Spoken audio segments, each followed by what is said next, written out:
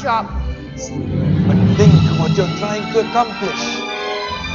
The majesty and grandeur of the English language. It's the greatest possession we have. I want my daughter. That's what I want. I'll miss her, Pickering. You'll miss her, I will blast you, Higgins. I'll miss her.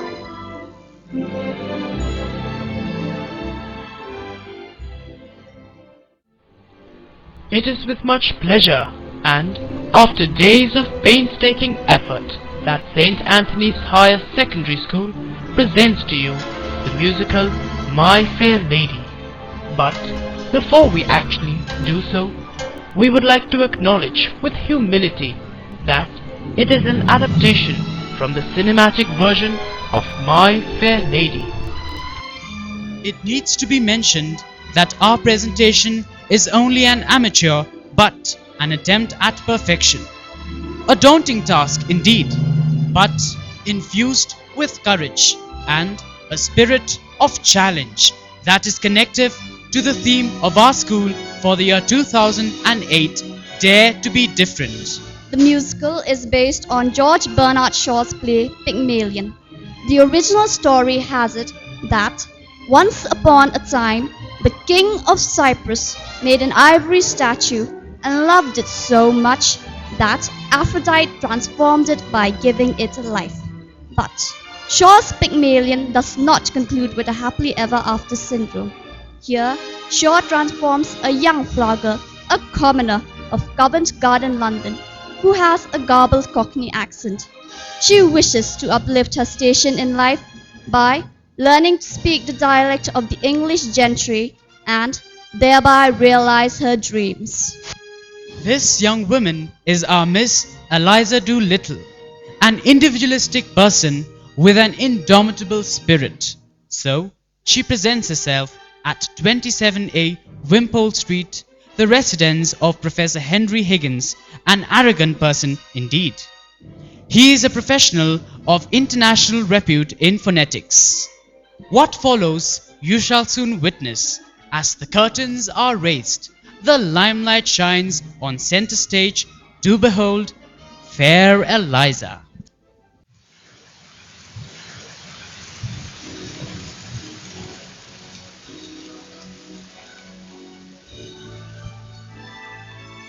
Oh, is there any sign of it stopping?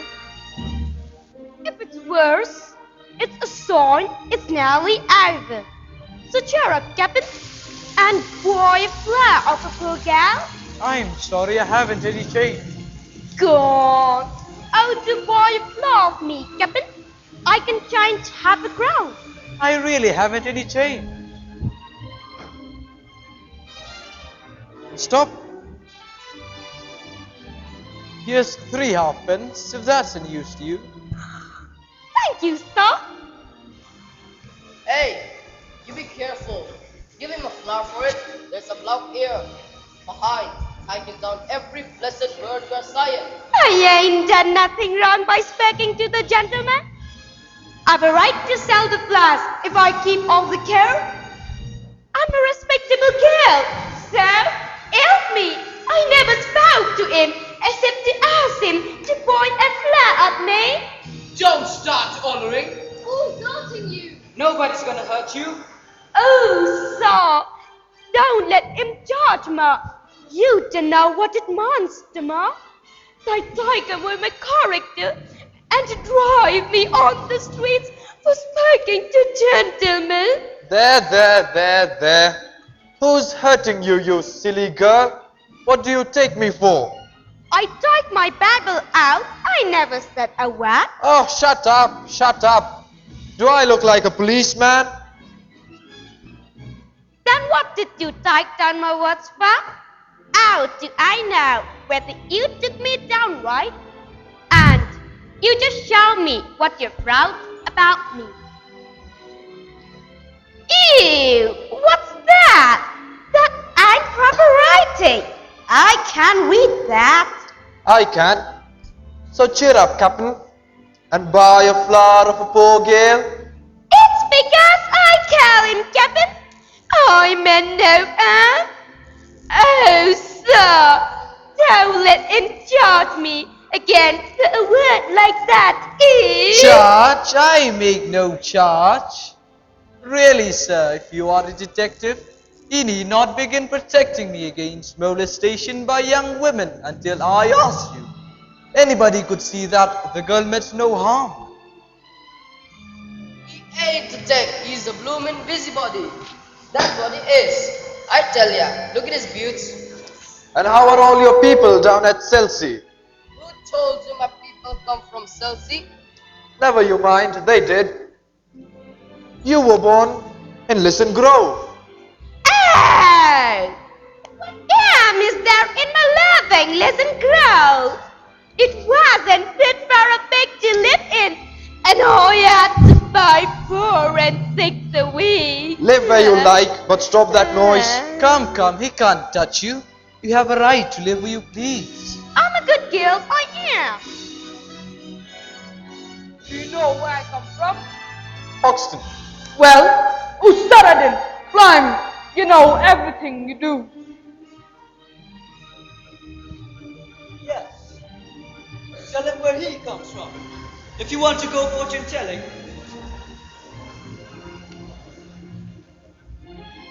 Cheltenham, Harrow, Cambridge and India? Quite right. May I ask, sir, do you do this for living at a music hall? Well, I've thought of that. Perhaps I shall someday. Let him mind his own business and leave the poor girl alone. Woman, cease this detestable boo-hooing instantly, or else seek the shelter of some other place of worship. I've a right to be here if I like, same as you. A woman that utters such depressing and disgusting noises has no right to be anywhere, no right to live. Remember that your native language is the language of Shakespeare and Milton and the Bible, and don't sit there crooning like a bilious pigeon. Ow! Look at her, a prisoner of the gutters, condemned by every syllable she utters. By right, she should be taken out and hung for the cold-blooded murder of the English tongue. Ooh, heavens, what a sound! This is what the British population calls an elementary education. Come, sir, I think you picked up a poor example. Did I?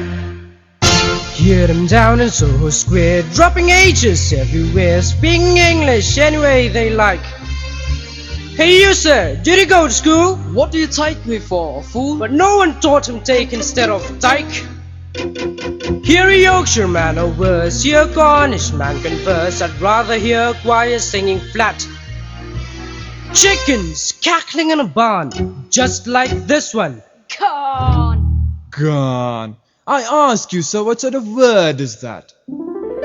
It's how and gone that keep her in her place, not her wretched clothes and dirty face. Why can't the English teach their children how to speak? This verbal class distinction by now should be antique.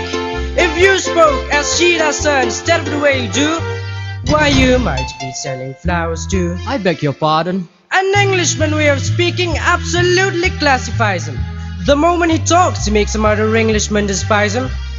One common language I'm afraid we'll never get.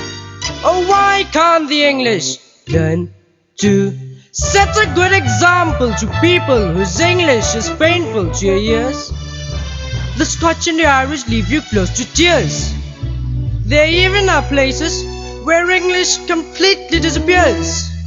Well, in America, they haven't used it for years. Why can't the English teach their children how to speak? Norwegians learn Norwegian, the Greeks are taught their Greek. In France, every Frenchman knows his language from A to Z. The French don't care what they do, actually, as long as they pronounce it properly. Arabians learn Arabian with the speed of summer lightning. The Hebrews learn it backward, which is absolutely frightening. Use proper English or regarded as a freak. Oh, why can't the English? Why can't the English learn to speak?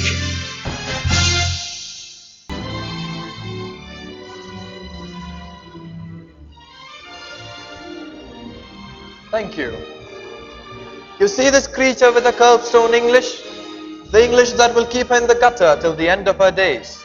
Well, sir, in 6 months, I could pass her off as a duchess at the embassy ball. What's that you say? Yes, you squashed cabbage leaf. You incarnate insult to the English language. I could pass you off as the Queen of Sheba. Can you believe that?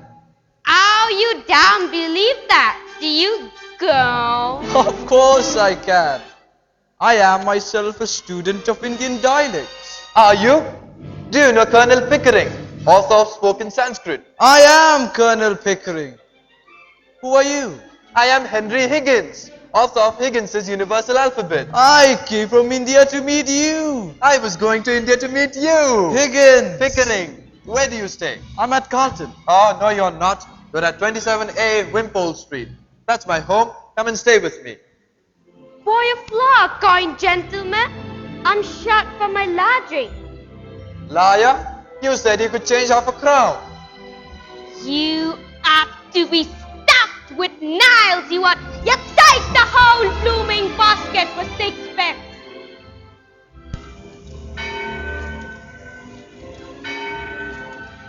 A reminder.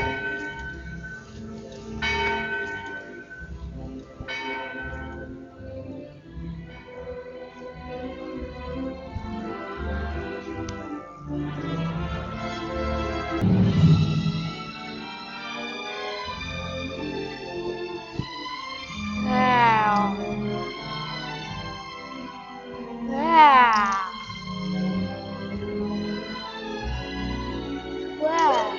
Gentlemen, keep a blooming heiress in our midst. Would you be looking for a butler, Eliza? No, I think you want them. I could pass that girl off as a duchess at the embassy ball. I could pass you off as the Queen of Sheba.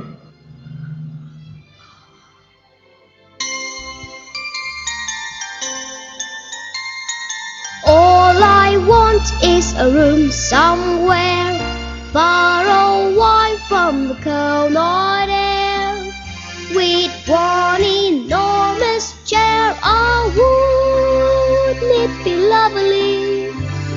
Lots of chocolates for me to eat, lots of coal making, lots of it. Warm face, romance, warm feet. Oh, wouldn't it be lovely? Oh, so lovely, sitting absolutely still. I would never budge till spring, wrapped over the windowsill. Someone's head resting on my knee, warm and tender as he can be, who takes good care of me. Oh, wouldn't it be lovely, lovely, lovely, lovely, lovely.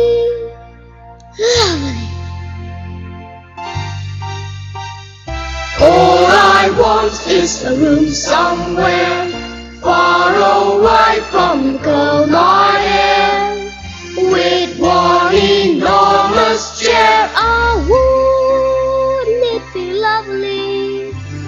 Lots of chocolates for me to eat, lots of coal making, lots of it. Warm face, romance, warm feet. Oh, wouldn't it be lovely? Oh, so lovely, sitting absolutely still. I would never budge till spring, wrapped over the windowsill. Someone's head resting on my knee, warm and tender as he can be, who takes good care of me. Oh, wouldn't it be lovely, lovely, lovely, lovely.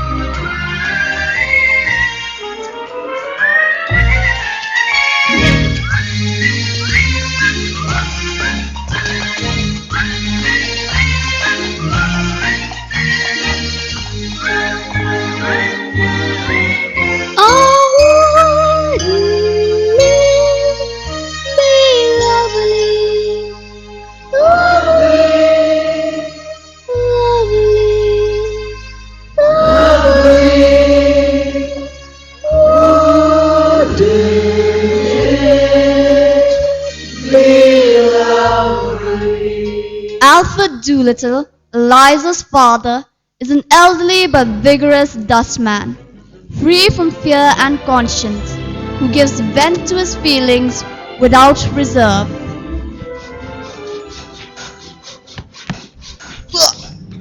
Get out of here, Jamie! And you too, Doolittle. And remember, drinks are to be paid for and not drunk. Thank you for your hospitality, George. And send the bill to Buckingham Palace. Guess there's nothing else to do. Time to go back to work. Word? Don't you dare mention that word in my presence again. Look at all these poor blighters here. Ha ha! I used to do that kind of work once. Oh, it's not worth it. It takes up all your time. How do you think you're getting out of this? How? Sign my wife. Fight, hope, and a little bit of luck. The Lord above gave man an arm of iron, so he could do his job and never shirk. The Lord above gave man an arm of iron, but with a little bit of luck, with a little bit of luck, someone else will do the blinking work. With a little bit, with a little bit, with a little bit of luck, you'll never work. The Lord above might liquor for temptation, to see if man could turn away from sin. The Lord above might liquor for temptation, but with a little bit of luck, with a little bit of luck, when temptation comes you'll give right in. With a little bit, with a little bit, with a little bit of luck you'll give right in. Oh, you can walk the straight and narrow, but with a little bit of luck you run amok. The gentle dime was made for man to marry, to share his nest and see his food is cooked. The gentle dime was made for man to marry, but with a little bit of luck, with a little bit of luck, you can have it all and not get hooked. With a little bit, with a little bit, with a little bit of luck you won't get hooked. With a little bit, with a little bit, with a little bit of blooming love. They're always throwing goodness at you, but with a little bit of luck a man can duck. What you're doing with Eliza's things? Oh, you're a lucky man, Alfred Doolittle. Don't you know? No what? Eliza's own father and you don't know? She's a bloomin' heiress now. Took off in a taxi for 27A Impulse Street, care of Professor Higgins. And the only thing she sent for are her Chinese phone and birth cards. I knew she had her career in front of her. Ready, boys? We're in for a bull's up. Man was made to help support his children, which is the right and proper thing to do. A man was made to help support his children, but with a little bit of luck, with a little bit of luck, they'll go out and start supporting you. With a little bit, with a little bit, with a little bit of luck they'll work for you. With a little bit, with a little bit, with a little bit of blooming love.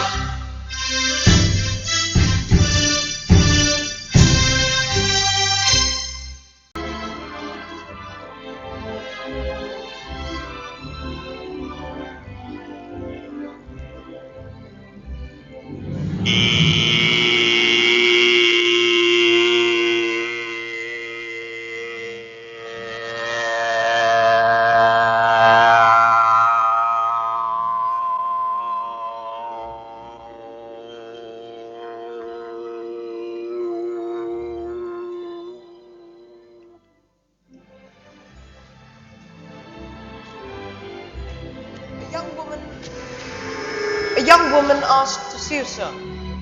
A young woman? What does she want? Well, she's quite a common girl, sir. Very common indeed. Has she an interesting accent? Oh, something dreadful, sir. Really. I don't know how you can take an interest in it. Let's have her up. Show her up, Mrs. Spears. Very well, sir. This is rather a bit of luck. I'll show you how I make records. We'll set her talking and we'll get her on the phonograph so that you can turn her on as often as you like with the written transcript before you. This is the young woman, sir. Good morning, my good man. May I have the pleasure to... Oh, no. This is the young woman I jotted down last night. She's no use. Be off with you, I don't want you. Don't be so sassy. You ain't at what I come for yet. And did you tell him I come in a taxi? Nonsense, girl. What do you think? A gentleman like Mr. Higgins cares what you came in? Oh, we are proud. He ain't about giving lessons, not him. And if my money's not good enough, I can go elsewhere. Good enough for what? Good enough for you. Now you know, don't you? I've come here to have lessons and to pay for him too. Make no mistake. Well, what do you expect me to say to you? Well, if you was a gentleman, you might ask me to sit down. I think. Down, I telling you I'm bringing you business? Pickering, shall we ask this baggage to sit down or shall we just throw out of the window? Ah! I won't be called a baggage when I've offered to buy like any lady. But what is it you want? I want to be a lady in a flower shop instead of selling at the corner of the Tottenham Court Road. But they won't hide me unless I speak more genteel. He said he could teach me well. Here I am, ready to pay him, not asking him any favor. And he treats me as if it was dirt. What's your name, girl? Eliza Doolittle. Won't you sit down, Miss Doolittle? Don't mind if I do. Well, come back to business. How much do you propose to pay me for the lessons? A lady friend of mine gets French lessons for 18 pence an hour from the real Frenchman. So I won't give you more than a shilling for teaching me my own language. Take it or leave it. Pickering, if you consider a shilling as a percentage of this girl's income, it works out as fully equivalent to 60 or 70 pounds from a millionaire. It's handsome. By George, it's enormous. It's the greatest offer I ever had. 60 pounds? What are you talking about? I never offered you 60 pounds. Well, hold your tongue. But I ain't got 60 pounds. Don't cry, you silly girl. Sit down. Nobody's going to touch your money. Somebody's going to touch you with a broomstick if you don't stop sniveling. Sit down. Ah! One would think you was my father. If I decided to teach you, I'd be worse than two fathers to you. Here. What's this for? To wipe your eyes. To wipe any part of your face that feels moist. Remember, that's your handkerchief and that's your sleeve. And don't confuse the one for the other if you wish to become a lady in a florist shop. It's no use talking to her like that, Mr. Higgins. She doesn't understand you. Yeah. You keep that handkerchief. He gave it to me, not to you. Higgins, I'm interested. Higgins, I'm interested. What about the embassy ball? I'll say you're the greatest teacher alive if you make that good. I'll bet you all the expenses of the experiment. You can't do it. And I'll pay for the lessons. Oh, you're real good. Thank you, Captain. It's almost irresistible. She's so deliciously low. So horribly dirty. Ah! I ain't dirty. I wash my face and hands before I come. I did. I'll take it. I'll make a duchess of this draggle-tailed gutter snake. Oh. We start today. Now, this moment. Mrs. Pierce, take her away and clean her. Sandpaper if it won't come off any other way. Take all her clothes off and burn them. Wrap her up in brown paper till they come. You're no gentleman. You're not. To talk of such things, I'm a good girl, I am. And I know the likes of you are. I do. Mrs. Pierce, take her away. If she gives you any trouble, wallop her. No! I'll call the police. I will. But I've no place to put her. Well, put her in the dustbin. Ah! Oh, come, Higgins, be reasonable. You must be reasonable, Mr. Higgins. Really, you must. You can't take up a girl like that as if you were picking up a pebble on the beach. Well, why not? Why not? But you don't know anything about her. What about her parents? She may be married. Good. There, as the girl very properly says, gone. Who'd marry me?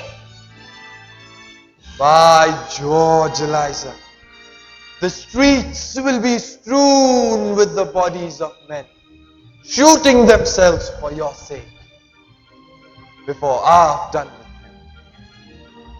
I'm going away. He's off his jump. Yes.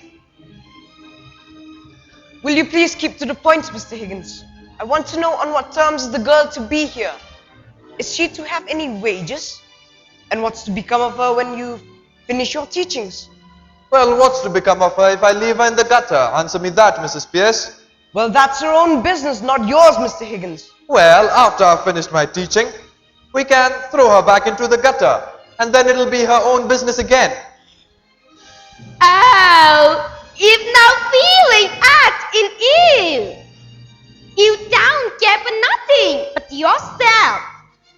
Here, I've had enough of this. I'm going. You have to be ashamed of yourself. You act. Have some chocolates, Eliza. How do I know what might be in there? Pledge of good faith. I have one half, you have the other. You shall have boxes of them, barrels of them every day. You shall live on them, eh? Think of it, Eliza. Think of it. Think of chocolates and taxis and gold and diamonds. I want no gowns and no diamonds. I'm a good girl, I am. Higgins of the dish, I must really interfere. Mrs. Pierce is quite right. If this girl is going to be here for 6 months for an experiment in teaching, she must understand thoroughly what she's doing. Eliza. You are to stay here for the next 6 months, learning how to speak beautifully, like a lady in a florist shop. If you are good and do whatever you are told, you shall sleep in a proper bedroom, have lots to eat, and money to buy chocolates and take rides in taxis. If you refuse this offer, you will be the most ungrateful little girl, and the angels will weep for you. Is that all right, Pickering? Well, Mrs. Pierce, bundle her off to the bathroom. I'm going. And you're a great bully, you are. Don't answer back, girl. Come with me. Let me go out! Let me go out! Excuse the blunt question, Higgins, but I feel responsible for this girl if I have to pay for lessons. Are you a man of good character where women are concerned? Have you ever met a man of good character where women are concerned? Yes, very frequently. Well, I haven't. I find the moment I let a woman make friends with me, she becomes jealous, tyrannical, exacting, and a damned nuisance. Well, after all, Pickering, I'm an ordinary man who desires nothing more than just an ordinary chance to live exactly as he likes and do precisely what he wants. An average man am I, of no eccentric whim, who likes to live his life free of strife, doing whatever he thinks is best for him. Oh, just an ordinary man. But let a woman in your life, and your serenity is through. She'll redecorate your home from the cellar to the dome, then go out to be enthralling, fun of overhauling you. Let a woman in your life, and you're up against the wall. Make a plan and you will find she has something else in mind, and so rather than the wider you do something else that neither likes at all. You want to talk of Keats or Milton, she only wants to talk of love. You go to see a play or ballet and spend it searching for her glove. Let a woman in your life and you invite eternal strife. Let them buy their wedding bands for those anxious little hands. I'd be equally as willing for a dentist to be drilling than to ever let a woman in my life. Let a woman in your life and you're plunging in a knife. Let the others of my sex tie their knot around their necks. I'd prefer a new edition of the Spanish Inquisition than to ever let a woman in my life. I'm a quiet living man who prefers to spend the evenings in the silence of his room, who likes an atmosphere as restful as an undiscovered tomb. A pensive man am I, of philosophic joy, who likes to meditate, contemplate, free from humanity's mad inhuman noise.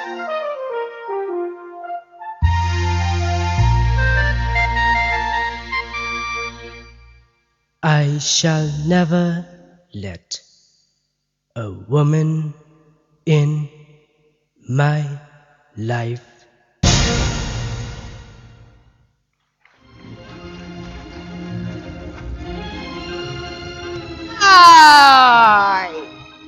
Hey! Hey!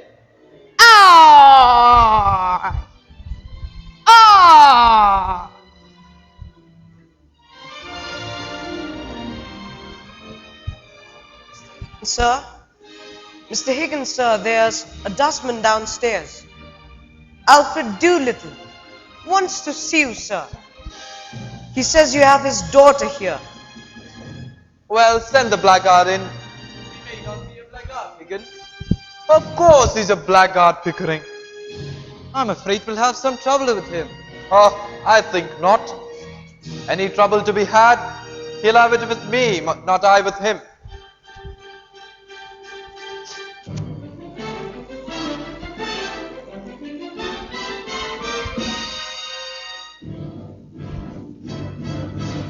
Professor Higgins. Morning, Governor. I come about a very serious matter, Governor. Well, what do you want, Doolittle? I want my daughter. That's what I want. Sai? Of course you do. You're a father, aren't you? Well, I'm glad to see you have some spark of family feeling left. Well, she is upstairs. Take her away at once. What? Take her away. Do you think I'm going to keep your daughter for you? Now, Governor. Is this reasonable? Is it fairity to take advantage of a man like this? The girl belongs to me. You got her. Where do I come in? How dare you come here and attempt to blackmail me? You sent her here on purpose. No, Governor. You must have. How else did you know she was here? Don't take a man up like that, Governor. The police shall take you up. This is a plot to extort money by threats. I shall telephone for the police. Have I asked you for a brass pardon, Governor? I leave it to the gentleman here. Have I said a word about money? What else did you come for? Well, what would a man come for? Be human, Governor. Alfred, did you put her up to it? I'll tell you, Governor. If you'll only let me a word in. I'm willing to tell you. I'm wanting to tell you. I'm waiting to tell you. Pickering, this chap has a certain natural gift of rhetoric. Listen here, Governor. You and me is men of the old, ain't we? Oh, men of the world, are we? Well, you'd better go, Mrs. Pierce. I think so. Indeed, sir. The floor is yours, Mr. Doolittle. Thank you, colleague, Governor. Well, the truth is, I've taken a sort of fancy to you, Governor. And if you want the girl, I might be open to an arrangement. All I ask is my rights as a father.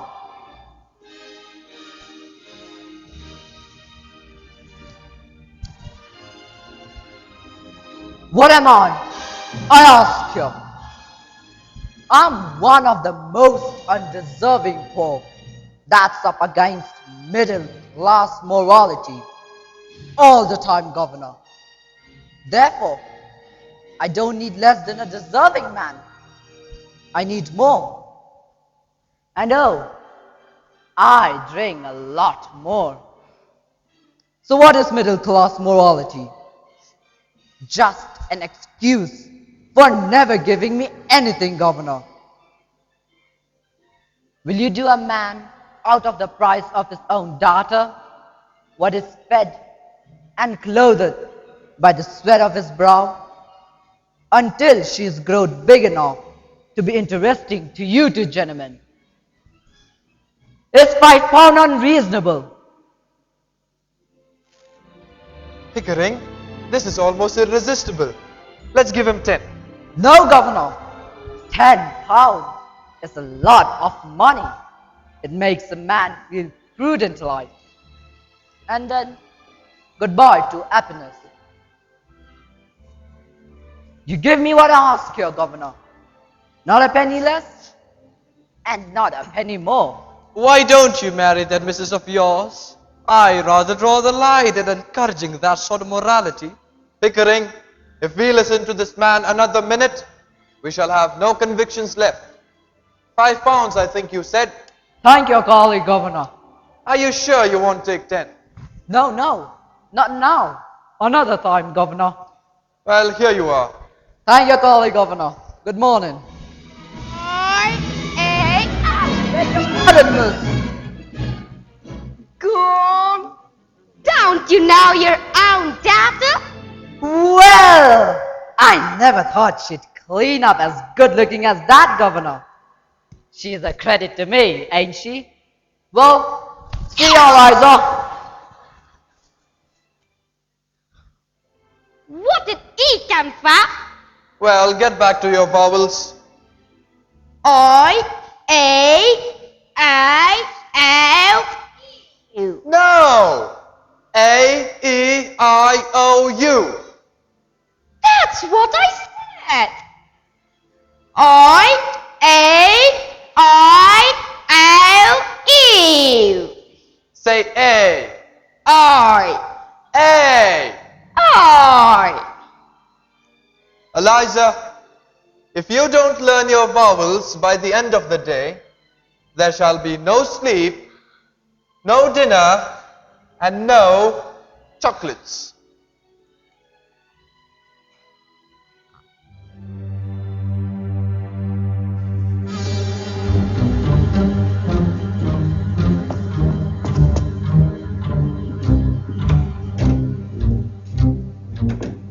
Just you wait, Henry Higgins, just you wait. You'll be sorry, but your tears will be too late. You'll be broke and I have money. Will I help you? Then be funny. Just you wait, Henry Higgins, just you wait. Just you wait, Henry Higgins, till you're sick. And your screams to fetch a doctor double quick. I'll be off a second later and go straight to the theater. Ho ho ho! And Higgins, just you wait. Ooh, and Higgins, just you wait until we're swimming in the sea. Ooh, and Higgins, and you get the crime a little ways from me. When you yell you're gonna drown, I'll get dressed and go to town. Ho ho ho, and Higgins, ho ho ho, and Higgins, just you wait. One day I'll be famous, I'll be proper and prim. Gather St. James so often I will call it St. Jim. One evening the king will say, "Oh Eliza, old thing, I want all of England your praises to sing." Next week on the 20th of May, I proclaim Eliza Doolittle Day. All the people will celebrate the glory of you, and whatever you wish and want I gladly will do. Thanks a lot, King, says I, in a manner well bred. But all I want is Henry Higgins' head. Done, says the king with a stroke. Guards run and bring in the bloke. Then they'll march Henry Higgins to the wall, and the king will tell Eliza, sound the call. As they raise their rifles higher, I'll shout, "Ready, aim, fire!" Ho ho ho, Henry Higgins, down you go, Henry Higgins, just you wait.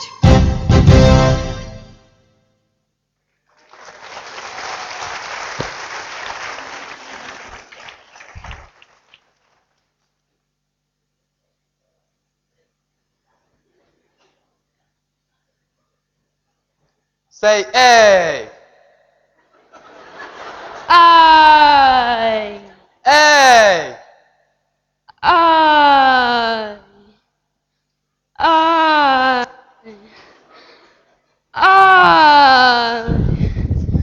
I.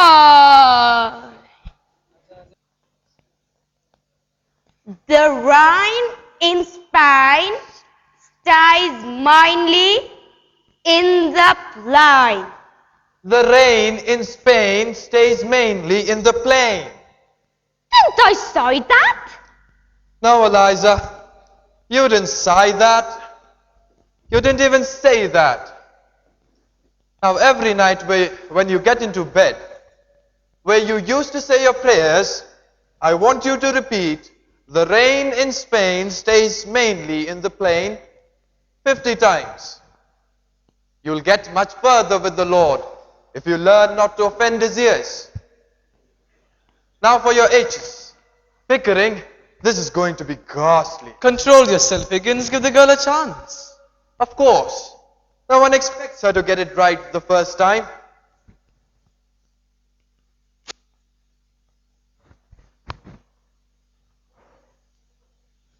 Eliza, you see this flame?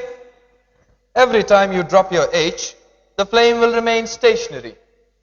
That's how you'll know you've done it correctly. In time, your ear will hear the difference. Now watch closely.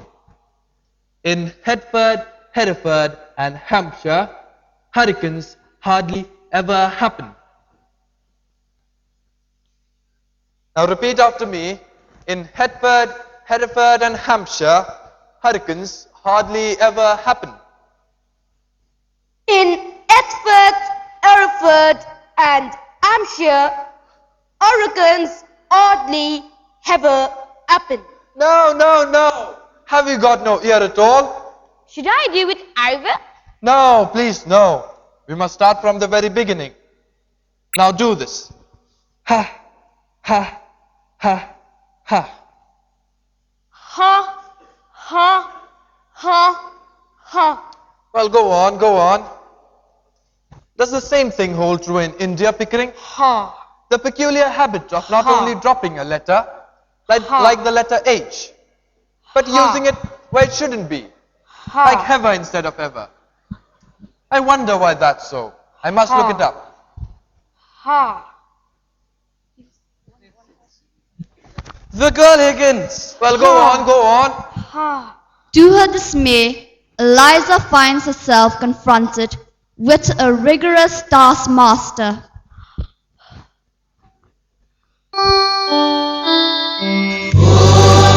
Professor Higgins. Poor Professor Higgins. Night and day he slaves away.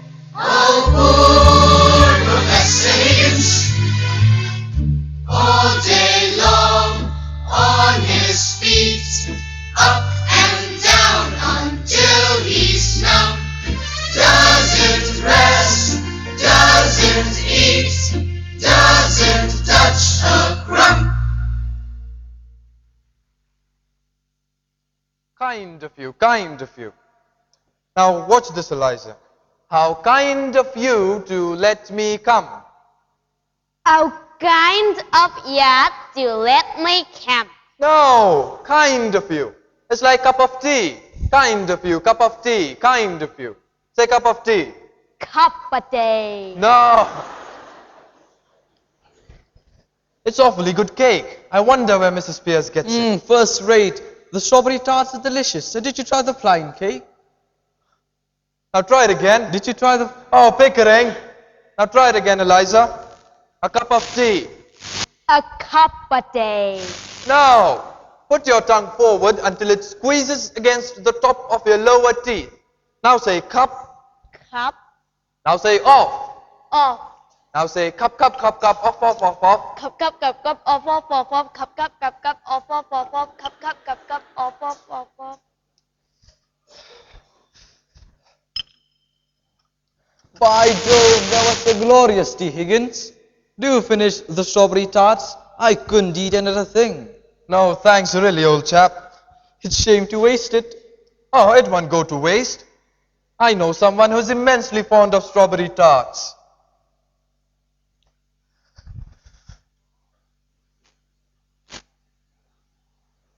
Sheep, sheep, sheep.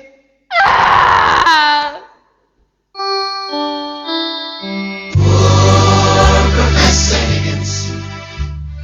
Poor Professor Higgins. On he plots against all odds. Oh, poor Professor Higgins. 9 p.m., 10 p.m., on to midnight every night. 1 a.m., 2 a.m., 3. 4, 5, 6 marbles. There we are. Now I want you to read this and enunciate each word just as if the marbles were not in your mouth. With blackest moss, the flower pots were thickly crusted, one and all. Each word clear as a bell.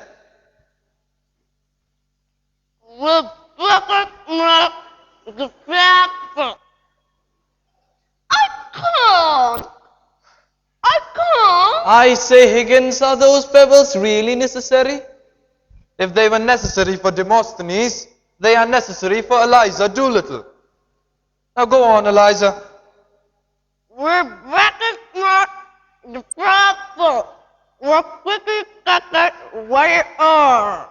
I cannot understand a word. Not a word.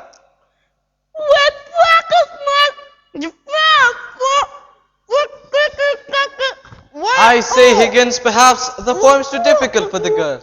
Why don't you try a simpler one? Like the owl and the pussycat. Oh yes, that's a charming one. Oh, Pickering, I cannot understand a word the girl is saying.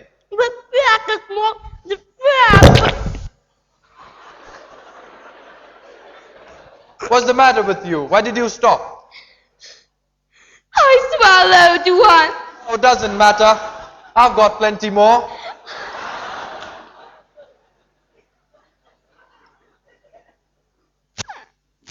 The drilling continues. No rest, no food, no sleep. The servants ironically pity him. Poor Eliza. Quits, Professor Higgins. Quits, Professor Higgins. Hear our plea, our payday, we will quit, Professor Higgins. Nay, not I, oh, not ow, pounding, pounding in our brains. Hey, not I, oh, not ow, don't say rain, say rain.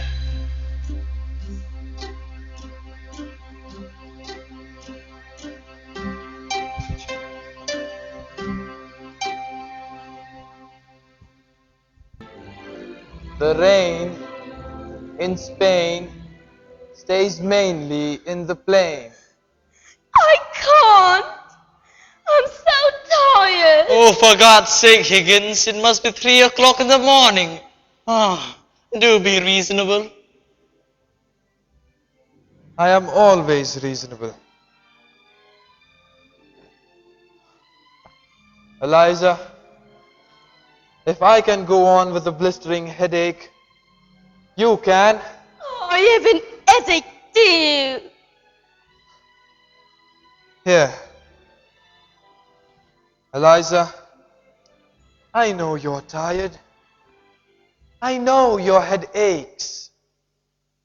I know your nerves are as raw as meat in a butcher's window.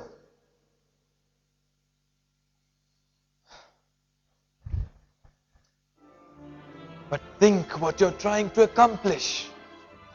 The majesty and grandeur of the English language. It's the greatest possession we have. That's what you've set yourself to conquer. And conquer it, you will.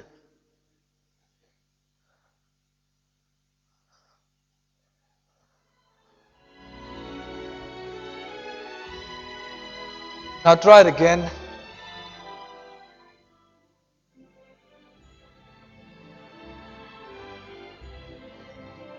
The rain in Spain stays mainly in the plain. What was that? The rain in Spain stays mainly in the plain. Again? The rain in Spain stays mainly in the plain. I think she's got it. I think she's got it. The rain in Spain stays mainly in the plain. By George, he's got it. By George, he's got it. Now once again, where does it rain? On the plain, on the plain. And where's that soggy plain? In Spain, in Spain. The rain in Spain stays mainly in the plain. Bravo! The rain in Spain stays mainly in the plain. In Hartford, Hereford and Hampshire, Hurricanes hardly happen. How kind kind of you to let me come. Now once again, where does it rain? On the plain, on the plain. And where's that blasted plain? In Spain, in Spain. The rain in Spain stays mainly in the plain. The rain in Spain stays mainly in the plain.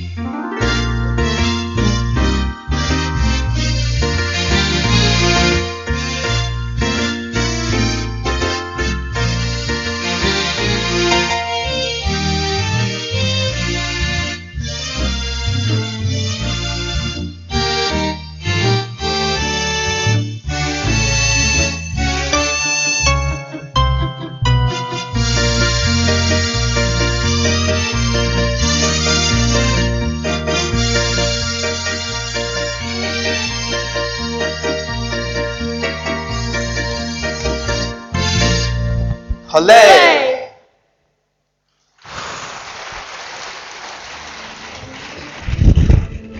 We're making fine progress, Pickering. I think the time has come to try her out in public. You feeling all right, Mr. Higgins? Well, everything is okay. Are you all right, Mrs. Pierce? I was woken by a dreadful pounding sound. I know it. We'll take her to the races at Ascot. You need to consult your mother first. Of course. Well, I think we should surprise her. Now let's go to bed. First thing in the morning, we'll go out and buy her a dress. Let's not buy her any flowery dress. I despise those gowns with sort of weeds here and weeds there. Let's buy her something simple and modest and elegant. Perhaps with a bow. Yeah, that's all right. Now let's go to bed. It's time to go to bed now, Eliza.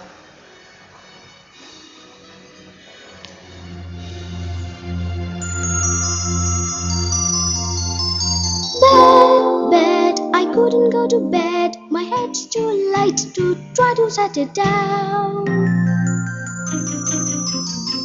Sleep, sleep, I couldn't sleep tonight. Not for all the jewels in the crown. I could have danced all night. I could have danced all night and still have begged for more. I could have spread my wings and done 1,000 things I've never done before. I never know what made it so exciting.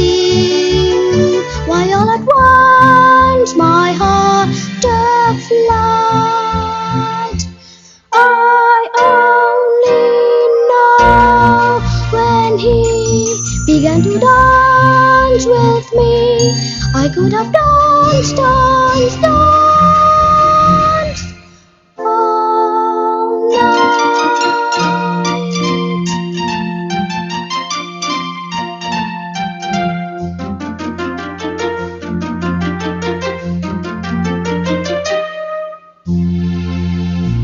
It's after 3 now. Don't you agree now? She ought to be in bed.